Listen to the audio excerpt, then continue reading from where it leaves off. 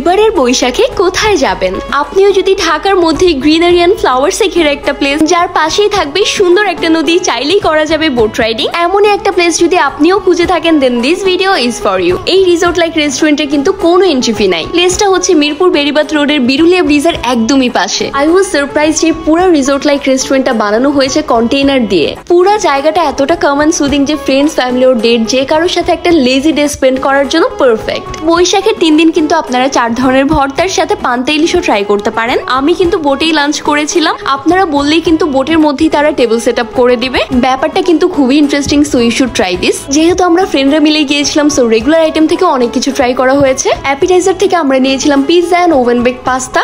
আপনারা চাইলেই কিন্তু বাংলা সেট মেনু ট্রাই করতে পারেন, যেখানে ছিল beef, salad and vegetable. But এই ফুলফিলিং থালিটা কিন্তু দুইজন ইজিলি শেয়ার করে খেতে পারবেন।